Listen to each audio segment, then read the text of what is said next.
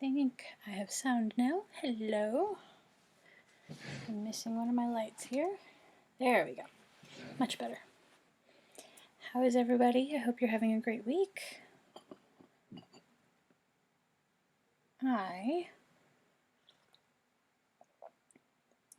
steeped that a little too far. I am having a great week as well. I have to show you this. So I'm drinking tea for our afternoon coffee. But it's very important tea, so I'll be right back. 1 second.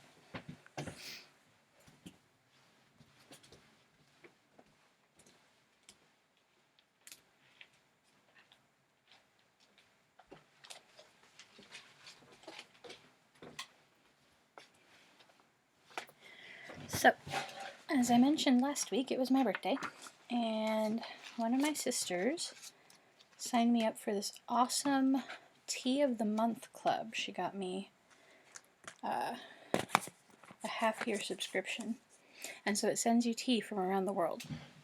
So this first box is from Kenya, and I have to show these because they're just too beautiful. So they sent me this beautiful postcard of, I assume that's Kilimanjaro? Is that the one? I don't know, it doesn't say. This beautiful mountain in the middle of Kenya. And then it came with this little card with a beautiful design and then information on the history of tea in Kenya. And which was very interesting. Apparently they only started producing tea in Kenya in 1903. That's when they started the trade there. And then they sent me 2 different kinds of tea. So I tried my second one, which is called a purple leaf tea, which I'd never heard of before. I do like tea, but I'm not that versed in teas, so if you've heard of purple leaf tea, good on you. Anyway, I'm trying that one today. It's a lighter roast, I think. Lighter roast. I'm used to talking coffee. I don't know if it would quite be in the herbal category.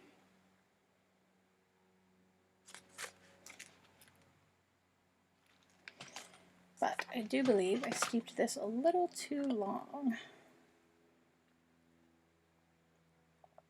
So I'm going to have to try it again.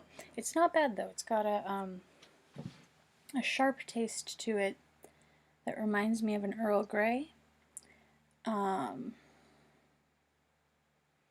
But yes, it's very interesting. The other one was divine. I tried that one day after I got it.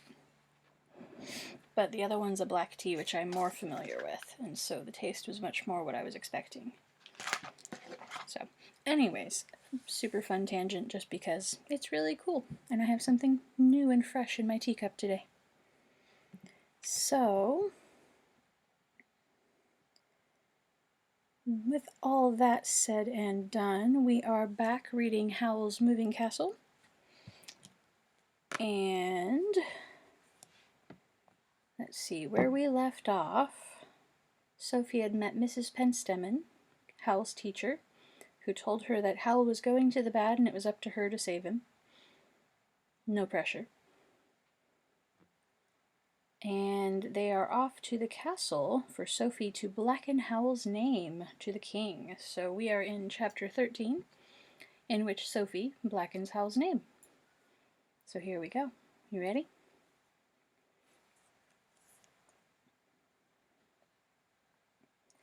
Sophie was feeling decidedly queer again when she reached the palace.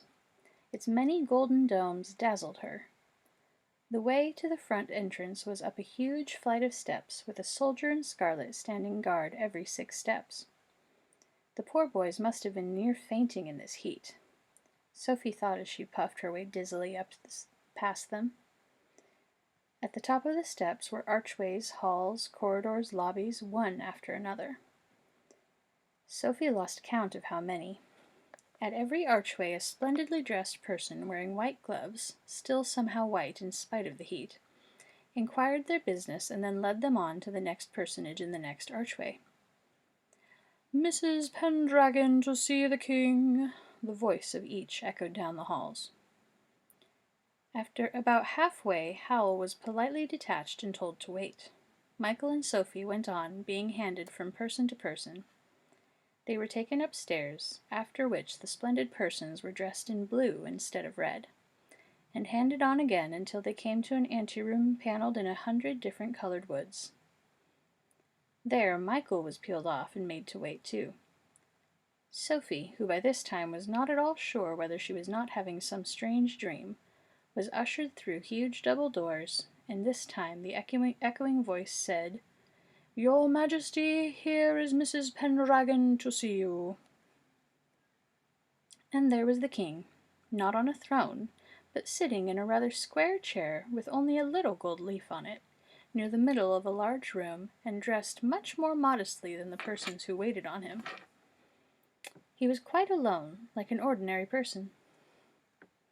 True, he sat with one leg thrust out in a kingly sort of manner, and he was handsome in a plump, slightly vague way. But to Sophie he seemed quite youthful and just a touch too proud of being a king. She felt he ought, with that face, to have been more unsure of himself. He said, "Well, what does Wizard Howl's mother want to see me about?" And Sophie was suddenly overwhelmed by the fact that she was standing, talking to the king. It was, she thought dizzily, as if the man sitting there and the huge, important thing which was kingship were two separate things that just happened to occupy the same chair. And she found she had forgotten every word of the careful, delicate things Howl had told her to say. But she had to say something. "He sent me to tell you he's not going to look for your brother," she said. "Your Majesty." She stared at the king. The king stared back. It was a disaster. "Are you sure?" said the king. "The wizard seemed quite willing when I talked to him." The one thing Sophie had left in her head was that she was here to blacken Howl's name. So she said, "He lied about that. He didn't want to annoy you. He's a slitherer-outer, if you know what I mean, your Majesty." "And he hopes to slither out of finding my brother Justin," said the king. "I see. Won't you sit down, since I see you are not young, and tell me the wizard's reasons?" There was another plain chair, rather a long way from the king. Sophie creaked herself down into it and sat with her hands propped on her stick like Mrs. Penstemon, hoping that it would make her feel better. But her mind was still simply a roaring white blank of stage fright. All she could think of to say was, "Only a coward would send his old mother along to plead for him. You can see what he's like just from that, your Majesty." "It is an unusual step," the king said gravely. "But I told him that I'd make it worth his while if he agreed." "Oh, he doesn't care about money," Sophie said. "But he's scared stiff of the Witch of the Waste, you see. She put a curse on him and is just caught up with him." "Then he has every reason to be scared," the king said with a slight shiver. "But tell me more, please, about the wizard." More about Howl, Sophie thought desperately. I have to blacken his name. Her mind was such a blank that for a second it actually seemed to her that Howl had no faults at all. How stupid. "Well, he's fickle, careless, selfish, and hysterical," she said. "Half the time I think he doesn't care what happens to anyone as long as he's all right. But then I find out how awfully kind he's been to someone. Then I think he's kind just when it suits him. Only then I find out he undercharges poor people. I don't know, your Majesty. He's a mess." "My impression," said the king, "was that Howl is an unprincipled, slippery rogue with a glib tongue and a clever mind. Would you agree?" "How well you put it," Sophie said heartily. "But you left out how vain he is, and—" She looked suspiciously at the king across the yards of carpet. He seemed so surprisingly ready to help her blacken Howl's name. The king was smiling. It was the slightly uncertain smile that went with the person he was, rather than the king he ought to be. "Thank you, Mrs. Pendragon," he said. "Your outspokenness has taken a weight off my mind." The wizard agreed to look for my brother so readily that I thought I had picked the wrong man after all. I feared he was someone who was either unable to resist showing off or would do anything for money. But you have shown me that he is just the man I need." "Oh, confound it!" Sophie cried out. "He sent me here to tell you he wasn't." "And so you did." The king hitched his chair an inch towards Sophie's. "Let me be equally outspoken now," he said. "Mrs. Pendragon, I need my brother back badly. It is not just that I am fond of him and regret the quarrel we had. It is not even that certain people are whispering that I did away with him myself, which anyone who knows us both knows to be perfect nonsense. No, Mrs. Pendragon, the fact is, my brother Justin is a brilliant general, and, with High Norland and Strangia about to declare war on us, I can't do without him. The witch has threatened me too, you know. Now that all reports agree that Justin did indeed go into the waste, I am certain that the witch meant me to be without him when I needed him most. I think she took Wizard Suleiman as bait to fetch Justin, and it follows that I need a fairly clever and unscrupulous wizard to get him back." "Howl will just run away," Sophie warned the king. "No," said the king, "I don't think he will. The fact that he sent you tells me that. He did it to show me he was too much of a coward to care what I thought of him. Isn't that right, Mrs. Pendragon?" Sophie nodded. She wished she could have remembered all Howl's delicate remarks. The king would have understood them even if she did not. "Not the act of a vain man," the king said. "But no one would do that except as a last resort, which shows me that Wizard Howl will do what I want if I make it clear to him that his last resort has failed." "I think you may be, taking delicate hints that aren't there, your majesty," Sophie said. "I think not," the king smiled. His slightly vague features had all firmed up. He was sure he was right. "Tell Wizard Howl, Mrs. Pendragon, that I am appointing him royal wizard from now, with our royal command and to find Prince Justin, alive or dead, before the year is out. You have our leave to go." He held out his hand to Sophie, just like Mrs. Penstemon, but a little less royally. Sophie levered herself up, wondering if she was meant to kiss this hand or not. But since she felt more like raising her stick and beating the king over the head with it, she shook the king's hand and gave a creaky little curtsy. It seemed to be the right thing to do. The king gave her a friendly smile as she hobbled away to the double doors. "Oh, curses!" she muttered to herself. It was not only exactly what Howl did not want. Howl would now move the castle 1,000 miles away. Letty, Martha, and Michael would all be miserable, and no doubt there would be torrents of green slime into the bargain as well. "It comes of being the eldest," she muttered while she was shoving the heavy doors open. "You just can't win."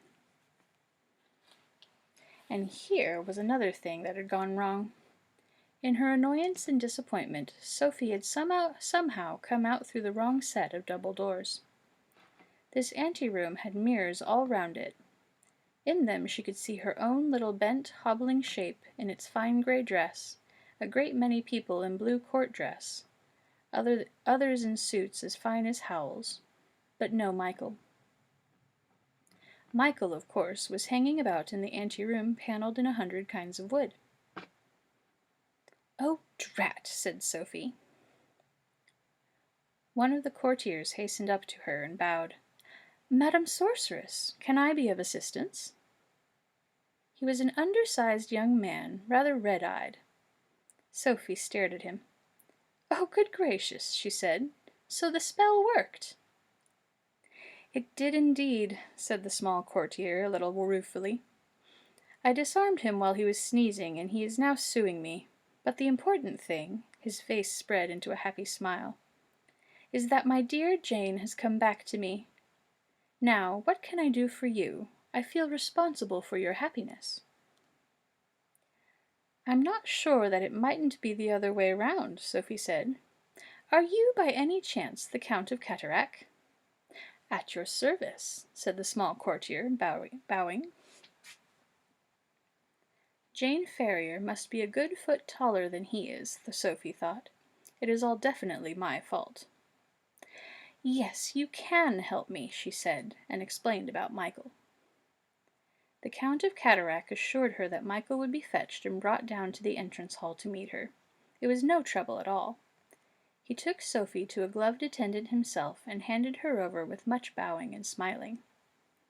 Sophie was handed to another attendant, then another, just as before, and eventually hobbled her way down to the stairs guarded by the soldiers. Michael was not there, nor was Howl, but that was small relief to Sophie. She thought she might have guessed it would be like this. The Count of Cataract was obviously a person who never got a thing right, and she was another herself. It was possibly lucky she had even found the way out. By now she was so tired and hot and dejected that she decided not to wait for Michael. She wanted to sit down in the fireside chair and tell Calcifer the mess she had made of things. She hobbled down the grand staircase. She hobbled down a grand avenue. She stumped along another, where spires and towers and gilded roofs circled around in giddy profusion.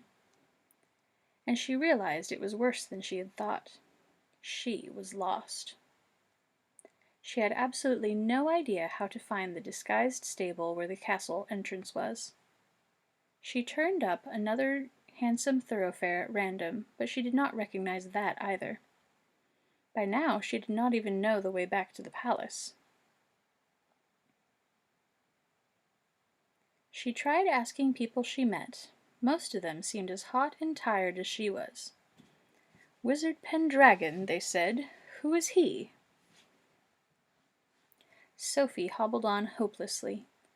She was near giving up and sitting on the next doorstep for the night, when she passed the end of the narrow street where Mrs. Penstemmon's house was. "Ah," she thought, "I can go and ask the footman. He and Howl were so friendly that he must know where Howl lives." So she turned down the street. The Witch of the Waste was coming up it toward her. How Sophie recognized the witch would be hard to say. Her face was different. Her hair, instead of being orderly chestnut curls, was a rippling mass of red, hanging almost to her waist, and she was dressed in floating flutters of auburn and pale yellow. Very cool and lovely she looked. Sophie knew her at once. She almost stopped, but not quite. "There's no reason she should remember me," Sophie thought. "I must be just one of hundreds of people she's enchanted." Sophie stumped boldly on, thumping her stick on the cobbles and reminding herself, in case of trouble, that Mrs. Penstemon had said that same stick had become a powerful object. That was another mistake. The witch came floating up the little street, smiling, twirling her parasol, followed by two sulky-looking page boys in orange velvet. When she came level with Sophie, she stopped, and tawny perfume filled Sophie's nose. "Why, it's Miss Hatter," the witch said, laughing. "I never forget a face, particularly if I've made it myself. What are you doing here, dressed up so fine? If you're thinking of calling on that Mrs. Penstemon, you can save yourself the trouble. The old biddy's dead." "Dead?" said Sophie. She had a silly impulse to add, "But she was alive an hour ago." And she stopped herself, because death is like that. People are alive until they die. "Yes, dead," said the witch. "She refused to tell me where someone was that I want to find. She said, over my dead body, so I took her at her word." "She's looking for Howl," Sophie thought. "Now what do I do?" If she had not been so very hot and tired, Sophie would have been almost too scared to think. For a witch who could kill Mrs. Penstemon would have no trouble with Sophie, stick or no stick. And if she suspected for a moment that Sophie knew where Howl was, That could be the end of Sophie. Perhaps it was just as well Sophie could not remember where the castle entrance was. "I don't know who this person is that you've killed," she said, "but it makes you a wicked murderess." But the witch did seem to suspect anyway. She said, "But I thought you said you were going to call on Mrs. Penstemon." "No," said Sophie, "it was you said that. I don't know I don't have to know her to call you wicked for killing her." "Then where are you going?" said the witch. Sophie was tempted to tell the witch to mind her own business. But that was asking for trouble. So she said the only other thing she could think of. "I'm going to see the king," she said. The witch laughed disbelievingly. "But will the king see you?" "Yes, of course," Sophie declared, trembling with terror and anger. "I made an appointment. I'm going to petition him for better conditions for hatters. I keep going, you see, even after what you did to me." "Then you're going in the wrong direction," the witch said. "The palace is behind you." "Oh, is it?" said Sophie. She did not have to pretend to be surprised. "Then I must have got turned round. I've been a little vague about directions since you made me like this." The witch laughed heartily and did not believe a word of it. "Then come with me," she said, "and I'll show you the way to the palace." There seemed nothing Sophie could do but turn round and stump beside the witch, with the two page boys trudging sullenly behind them both. Anger and hopelessness settled over Sophie. She looked at the witch floating gracefully beside her, and remembered Mrs. Penstemon had said the witch was an old woman, really. "It's not fair," Sophie thought, but there was nothing she could do about it. "Why did you make me like this?" she demanded as they went up a grand thoroughfare with a fountain at the top of it. "You were preventing me from getting some information I needed," the witch said. "I got it in the end, of course." Sophie was quite mystified by this. She was wondering whether it would do any good to say that there must be some mistake, when the witch added, "Though I dare say you had no idea you were," and laughed as if that was the funniest part of it. "Have you heard of a land called Wales?" she asked. "No," said Sophie. "Is it under the sea?" The witch found this funnier than ever. "Not at the moment," she said. "It's where Wizard Howl comes from. You know Wizard Howl, don't you?" "Only by hearsay," Sophie lied. "He eats girls. He's as wicked as you." But she felt rather cold. It did not seem to be due to the fountain they were passing at the moment. Beyond the fountain, across a pink marble plaza, were the stone stairs with the palace at the top. "There you are. There's the palace," said the witch. "Are you sure you can manage all those stairs?" "None the better for you," said Sophie. "Make me young again, and I'll run up them, even in this heat." "That wouldn't be half so funny," said the witch. "Up you go. And if you do persuade the king to see you, remind him that his grandfather sent me to the waste, and I bear him a grudge for that." Sophie looked hopelessly up the long flight of stairs. At least there was nobody but soldiers on them. With the luck she was having today, it would not have surprised her to find Michael and Howl on their way down. Since the witch was obviously going to stand there and make sure she went up, Sophie had no choice but to climb. Up she hobbled, past the sweating soldiers, all the way to the palace entrance again, hating the witch more with every step. She turned round, panting at the top. The witch was still there, a floating russet shape at the foot, with two small orange figures beside her, waiting to see her thrown out of the palace. "Drat her," said Sophie. She hobbled over to the guards at the archway. Her bad luck still held. There was no sign of Michael or Howl in the reaches beyond. She was forced to say to the guards, "There was something I forgot to tell the king." They remembered her. They led her inside to be received by a personage in white gloves, and before Sophie had collected her wits, the palace machinery was in motion again, and she was being handed from person to person, just like the first time, until she arrived at the same double doors, and the same person in blue was announcing, "Mrs. Pendragon to see you again, your majesty." It was like a bad dream, Sophie thought, as she went in the same large room. She seemed to have no choice but to blacken Howl's name again. The trouble was, what with all that had happened, and stage fright again into the bargain, her mind was blanker than ever. The king, this time, was standing at a large desk in one corner, rather anxiously moving flags about on a map. He looked up and said pleasantly, "They tell me there was something you forgot to say." "Yes," said Sophie. "Howl says he'll only look for Prince Justin if you promise him your daughter's hand in marriage." "What put that into my head?" she thought. "He'll have us both executed."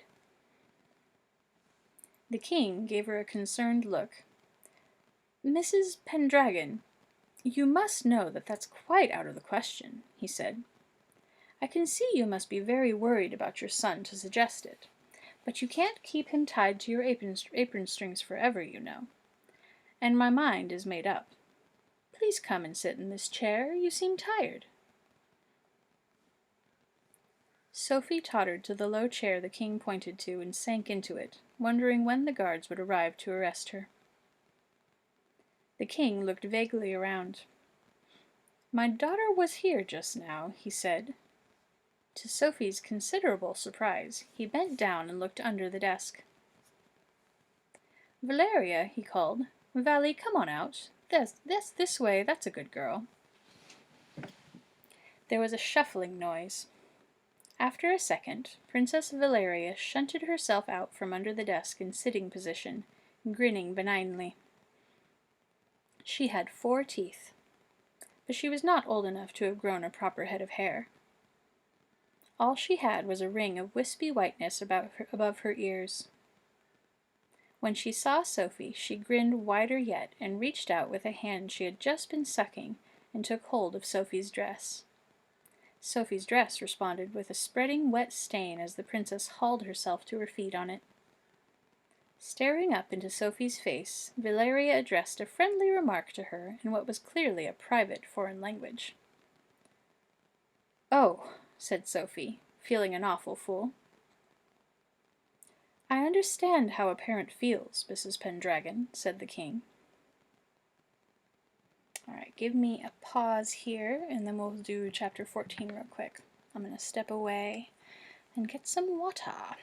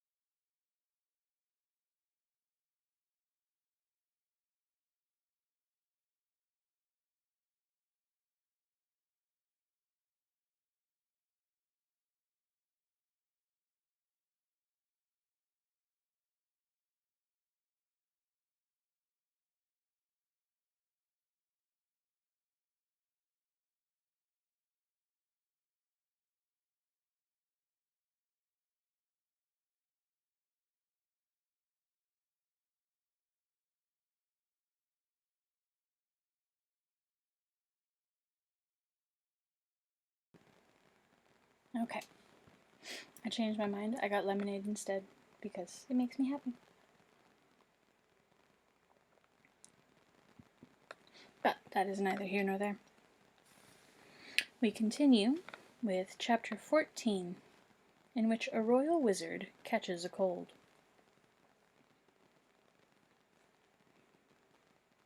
Sophie rode back to the castle's Kingsbury entrance in one of the king's coaches, drawn by 4 horses.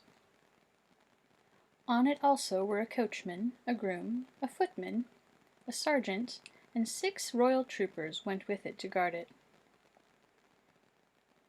The reason was Princess Valeria. She had climbed into Sophie's lap. As the coach clattered the short way downhill, Sophie's dress was still covered with the wet marks of Valeria's royal approval. Sophie smiled a little. She thought Martha might have a point after all, wanting children, although 10 Valerias struck her as a bit much.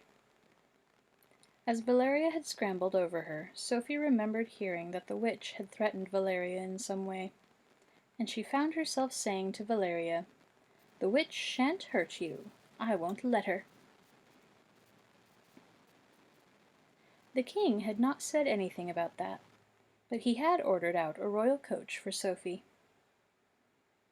The equipage drew to a very noisy halt outside the disguised stable. Michael shot out of the door and got in the way of the footman who was helping Sophie down. "Where did you get to?" he said. "I've been so worried, and Howl's terribly upset." "I'm sure he is," Sophie said, apprehensively. "Because Mrs. Penstemmon's dead," said Michael. Howl came to the door too. He looked pale and depressed. He was holding a scroll with red and blue royal seals dangling off it, which Sophie eyed guiltily. Howl gave the sergeant a gold piece and did not say a word until the coach and the troopers had gone clattering away. Then he said, "I make that 4 horses and 10 men just to get rid of 1 old woman. What did you do to the king?" Sophie followed Howl and Michael indoors, expecting to find the room covered with green slime. But it was not, and there was Calcifer flaring up the chimney, grinning his purple grin. Sophie sank into the chair. "I think the king got sick of me turning up and blackening your name. I went twice," she said. "Everything went wrong, and I met the witch on her way from killing Mrs. Penstemon. What a day!" While Sophie described some of what had happened, Howl leaned on the mantelpiece, dangling the scroll as if he was thinking of feeding it to Calcifer. "Behold the new royal wizard," he said. "My name is very black." Then he began to laugh, much to the surprise of Sophie and Michael. "And what did she do to the Count of Cataract?" he laughed. "I should never have let her near the king." "I did blacken your name," Sophie protested. "I know. It was a miscalculation," Howl said. "Now, how am I going to go to poor Mrs. Penstemmon's funeral without the witch knowing? Any ideas, Calcifer?" It was clear that Howl was far more upset about Mrs. Penstemon than anything else. Michael was the one who worried about the witch.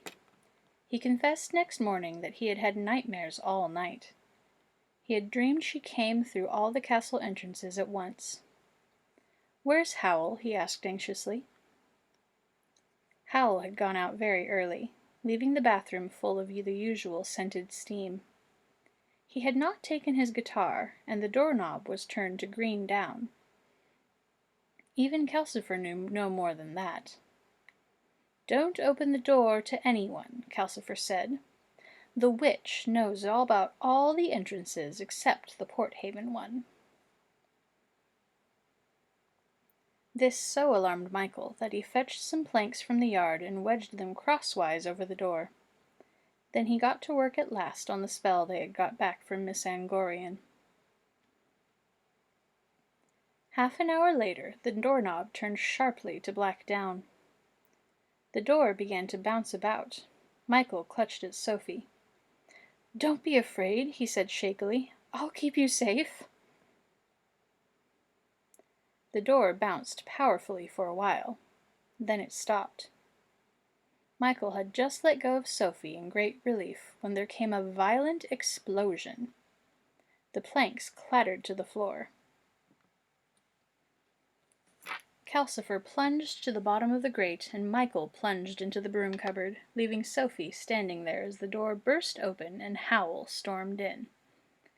"This is a bit much, Sophie," he said. "I do live here." He was soaking wet. The gray and scarlet suit was black and brown. His sleeves and the ends of his hair were dripping. Sophie looked at the doorknob, still turned to black down. Miss Angorian, she thought, and he went to see her in that charmed suit. "Where have you been?" she said. Howl sneezed. "Standing in the rain. None of your business," he said hoarsely. "What were those planks in aid of?" "I did them," Michael said, edging out of the broom cupboard. "The witch—" "You must think I don't know my own business," Howl said irritably. "I have so many misdirection spells out there most people wouldn't find us at all. I give even the witch 3 days. Calcifer, I need a hot drink." Calcifer had been climbing up among his logs, but as Howl went over to the fireplace, he plunged down again. "Don't come near me like that! You're wet!" he hissed.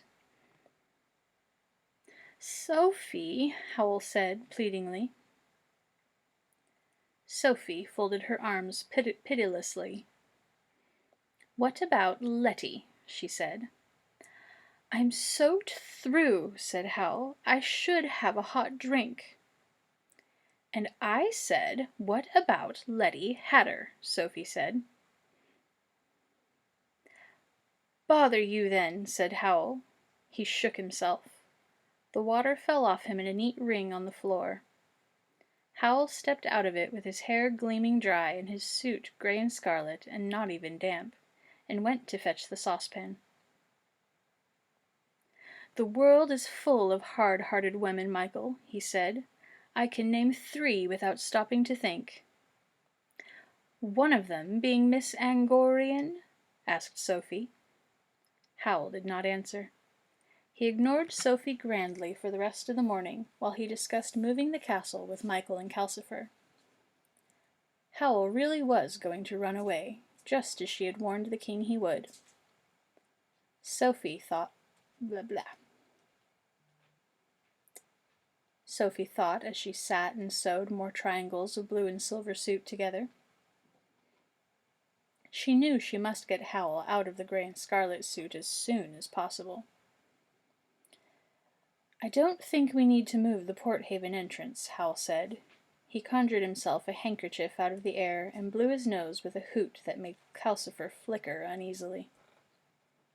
"But I want the moving castle well away from anywhere it has been before, and the Kingsbury entrance shut down." Someone knocked on the door then. Sophie noticed that Howl jumped and looked round as nervously as Michael. Neither of them answered the door. Coward, Sophie thought scornfully. She wondered why she had gone to all that trouble for Howl yesterday. "I must have been mad," she muttered to the blue and silver suit. "What about the black down entrance?" Michael asked once the person knocking seemed to have gone away. "That stays," Howl said, and conjured himself another handkerchief with a final sort of flick. "It would," Sophie thought. "Miss Angorian is outside it. Poor Letty." By the middle of the morning, Howl was conjuring handkerchiefs in 2s and 3s. They were floppy squares of paper, really, Sophie saw. He kept sneezing. His voice grew hoarser. He was conjuring handkerchiefs by the half-dozen soon. Ashes from the used ones were piled all around Calcifer. "Why is it that whenever I go to Wales I always come back with a cold?" Howl croaked. and conjured himself a whole wad of tissues. Sophie snorted. "Did you say something?" Howl croaked. "No, but I was thinking that people who run away from everything deserve every cold they get. People who are appointed to do something by the king and go courting in the rain instead have only themselves to blame."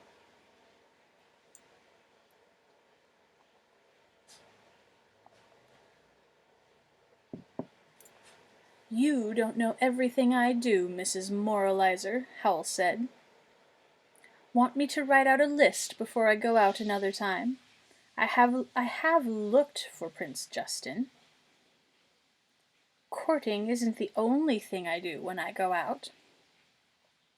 "When have you looked?" said Sophie. "Oh, how your ears flap and your nose twitches," Howl croaked.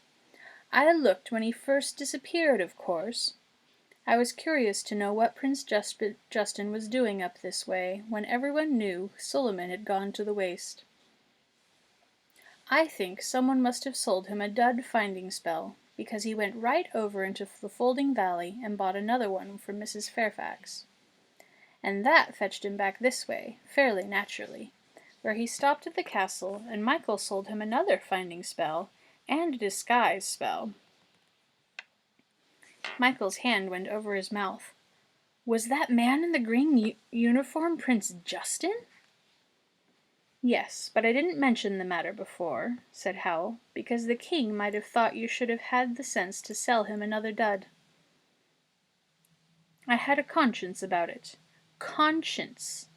Notice that word, Mrs. Longnose. I had a conscience." Howl conjured another wad of handkerchiefs and glowered at Sophie over them out of eyes that were now red-rimmed and watery. Then he stood up. "I feel ill," he announced. "I'm going to bed, where I may die." He tottered piteously to the stairs. "Bury me beside Mrs. Penstemon," he croaked, as he went up to bed. Blah, blah, blah. Sophie applied herself to her sewing harder than ever.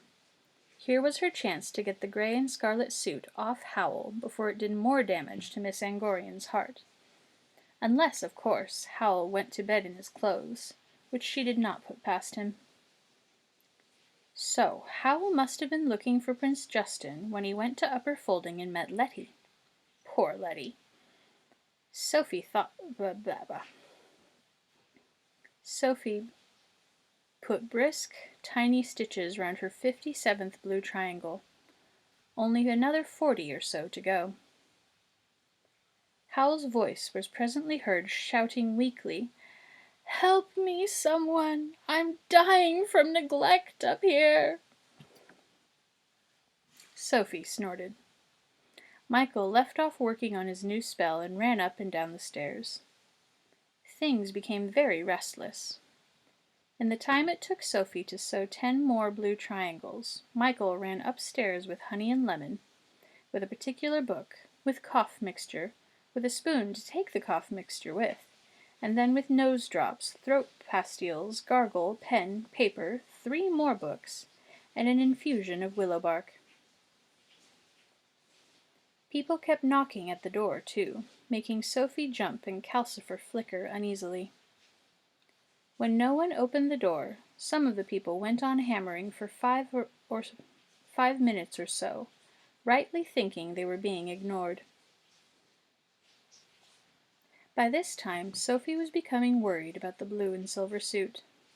It was getting smaller and smaller. One cannot sew in that number of triangles without taking up quite a lot of cloth in the seams. "Michael," she said, when Michael came rushing downstairs again because Howl fancied a bacon sandwich for lunch. "Michael, is there a way of making small clothes larger?"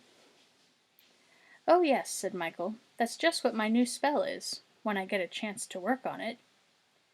"He wants 6 slices of bacon in the sandwich. Could you ask Calcifer?" Sophie and Calcifer exchanged speaking looks. I don't think he's dying, Calcifer said. I'll give you the rinds to eat if you bend your head down, Sophie said, laying down her sewing. It was easier to bribe Calcifer than bully him. They had bacon sandwiches for lunch, but Michael had to rush upstairs in the middle of eating his. He came down with the news that Howl wanted him to go into Market Chipping now to get some things he needed for moving the castle. But the witch, is it safe? Sophie asked. Michael licked bacon grease off his fingers and dived into the broom cupboard. He came out with one of the dusty velvet cloaks slung around his shoulders. At least, the person who came out wearing the cloak was a burly man with a red beard. This person licked his fingers and said with Michael's voice, Howl thinks I'll be safe enough like this. It's misdirection as well as disguise. I wonder if Letty will know me. The burly man opened the door green down and jumped out onto the slowly moving hills. Peace descended. Calcifer settled and chinked. Howl had evidently realized that Sophie was not going to run around after him. There was silence upstairs. Sophie got up and cautiously hobbled to the broom cupboard. This was her chance to go and see Letty. Letty must be very miserable by now. Sophie was fairly sure Howl had not been near her since that day in the orchard. It might just do some good if Sophie were to tell her that her feelings were caused by a charmed suit. Anyway, she owed it to Letty to tell her. The 7-league boots were not in the cupboard. Sophie could not believe it at first. She turned everything out, and there was nothing there but ordinary buckets, brooms, and the other velvet cloak. Drat the man, Sophie exclaimed. Howl had obviously made sure she would not follow him anywhere again. She was putting everything back into the cupboard when somebody knocked at the door. Sophie, as usual, jumped and hoped they would go away. But this person seemed more determined than most. Whoever it was went on knocking, or perhaps hurling him or herself at the door, for the sound was more a steady whomp, whomp, whomp than a proper knocking. After 5 minutes, they were still doing it. Sophie looked at the uneasy green flickers which were all she could see of Calcifer. Is it the witch? No, said Calcifer, muffled among his logs. It's the castle door. Someone must be running along beside us. We're going quite fast. Is it the scarecrow? Sophie asked, and her chest gave a tremor at the mere idea. It's flesh and blood, Calcifer said. His blue face climbed up into the chimney, looking puzzled. I'm not sure what it is, except that it wants to come in badly. I don't think it means any harm. Since the whoomp, whoomp just kept on, giving Sophie an irritable feeling of urgency, she decided to open the door and put a stop to it. Besides, she was curious about what it was. She still had the second velvet cloak in her hand, from turning out the broom cupboard, so she threw it round her shoulders as she went to the door. Calcifer stared. Then, for the first time since she had known him, he bent his head down voluntarily. Great crackles of laughter came from under the curly green flames. Wondering what the cloak had turned her into, Sophie opened the door. A huge, spindly greyhound leapt off the hillside between the grinding black blocks of the castle and landed in the middle of the room. Sophie dropped the cloak and backed away hurriedly. She had always been nervous of dogs, and greyhounds were not reassuring to look at. This one put itself between her and the door and stared. Sophie looked longingly at the wheeling rocks and heather outside and wondered whether it would do any good to yell for Howl. The dog bent its already bent back and somehow hoisted itself onto its hind legs. That made it almost as tall as Sophie. It held its front legs stiffly out and heaved upward again. Then suddenly, as Sophie had her mouth open to yell for Howl, the creature put out what was obviously an enormous effort and surged upward into the shape of a man in a crumpled brown suit. He had gingerish hair and a pale, unhappy face. "Came from Upper Folding," panted this dog-man. "Love Letty. Letty sent me. Letty crying and very unhappy. Sent me to you. Told me to stay." He began to double up and shrink before he had finished speaking. He gave a dog howl of despair and annoyance. "Don't tell Wizard," he whined, and dwindled away inside red, curly hair into a dog again. A different dog. This time he seemed to be a red setter. The red setter waved its fringed tail and stared earnestly at Sophie from melting, miserable eyes. "Oh dear," said Sophie as she shut the door. "You do have troubles, my friend. You were that collie dog, weren't you? Now I see what Mrs. Fairfax was talking about. That witch wants slaying, she really does. But why has Letty sent you here? If you don't want me to tell Wizard Howl—" The dog growled faintly at the name, but it also wagged its tail and stared appealingly. "All right, I won't tell him," Sophie promised. The dog seemed reassured. He trotted to the hearth, where he gave Calcifer a somewhat wary look and lay down beside the fender in a skinny red bundle. "Calcifer, what do you think?" Sophie said. "This dog is a bespelled human," Calcifer said unnecessarily. "I know, but can you take the spell off him?" Sophie asked. She supposed Letty must have heard, like so many people, that Howl had a witch working for him now, and it seemed rather important to turn the dog into a man again and send him back to Upper Folding before Howl got out of bed and found him here. "No, I'd need to be linked with Howl to do that," Calcifer said. "Then I'll try it myself," Sophie said. Poor Letty, breaking her heart for Howl, and her only other lover a dog most of the time. Sophie laid her hand on the dog's soft, rounded head. "Turn back into the man you should be," she said. She said it quite often, but its only effect seemed to be to send the dog deeply to sleep. It snored and twitched against Sophie's legs. Meanwhile, a certain amount of moaning and groaning was coming from upstairs. Sophie kept muttering to the dog and ignored it. A loud, hollow coughing followed, dying away into more moaning. Sophie ignored that too. Crashing sneezes followed the coughing, each one rattling the window and all the doors.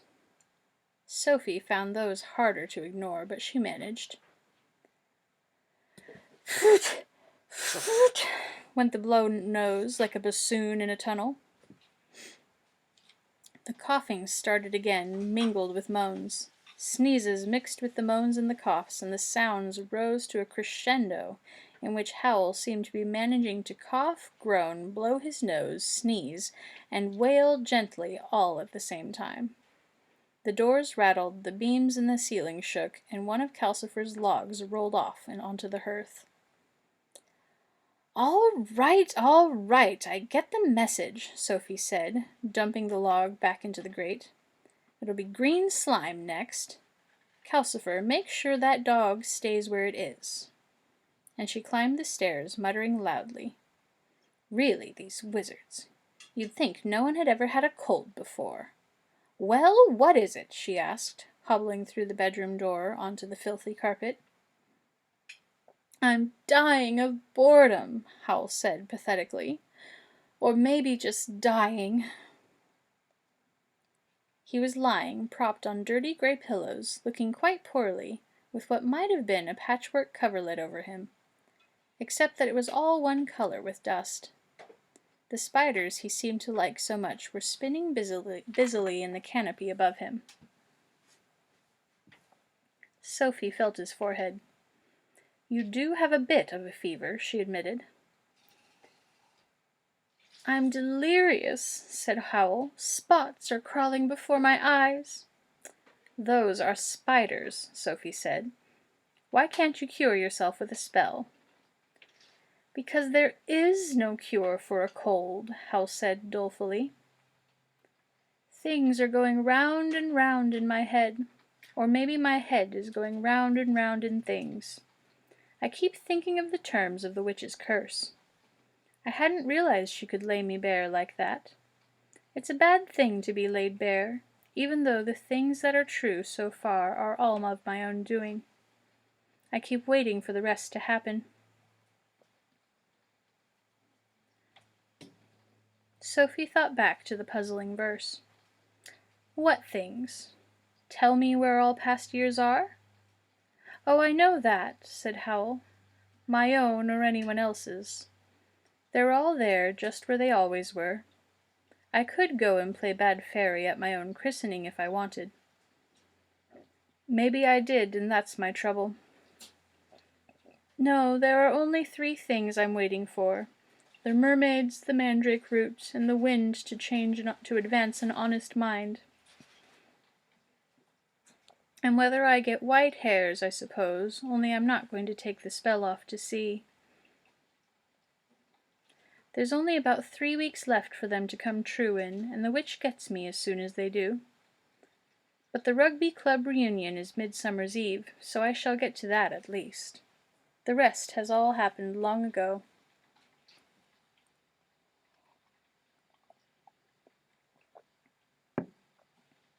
You mean the falling star and never being able to find a woman true and fair, said Sophie. I'm not surprised the way you go on. Mrs. Penstemon told me you were going to the bad. She was right, wasn't she? I must go to her funeral if it kills me, Howl said sadly. Mrs. Penstemon always thought far too well of me. I blinded her with my charm. Water ran out of his eyes. Sophie had no idea if he was really crying or whether it was simply his cold, but she noticed he was slithering out again. I was talking about the way you keep dropping ladies as soon as you've made them love you, she said. Why do you do it? Howl pointed a shaky hand up toward the canopy of his bed. That's why I love spiders. If at first you don't succeed, try, try, try again. I keep trying, he said with great sadness, but I brought it on myself by making a bargain some years ago, and I know I shall never be able to love anyone properly now. The water running out of Howl's eyes was definitely tears now. Sophie was concerned. Now, you mustn't cry. There was a pattering outside. Sophie looked round to see the dog-man oozing himself past the door in a neat half-circle. She reached out and caught a handful of his red coat, thinking he was certainly coming to bite Howl. But all the dog did was lean against her legs, so that she had to stagger back to the peeling wall. "What's this?" said Howl. "My new dog," Sophie said, hanging on to its curly hair. Now that she was against the wall, she could see out the bedroom window. It ought to have looked out on the yard, but instead it showed a view of a neat, square garden with a child's metal swing in the middle. The setting sun was firing raindrops hanging on the swing to blue and red. As Sophie stood and stared, Howl's niece, Mari, came running across the wet grass. Howl's sister, Megan, followed Mari. She was evidently shouting that Mari should not sit on the wet swing, but no sound seemed to come through. "Is that the place called Wales?" Sophie asked. Howl laughed and pounded on the coverlet. Dust climbed like smoke. "Bother that dog," he croaked. "I had a bet on with myself that I could keep you from snooping out of the window all the time you were in here." "Did you now?" said Sophie, and she let go of the dog, hoping that he would bite Howl hard. But the dog only went on leaning on her, shoving her toward the door. "So all that song and dance was just a game, was it?" she said. "I might have known." Howl lay back on his gray pillows, looking wronged and injured. "Sometimes," he said reproachfully, "you sound just like Megan." "Sometimes," Sophie answered, shooing the dog out of the room in front of her, "I understand how Megan got the way she is." And she shut the door on the spiders, the dust, and the garden with a loud bang. Alright, that is all for today. I hope you all have a great week. Have a good 4th of July. That'll be happening in the middle of everything until I come back.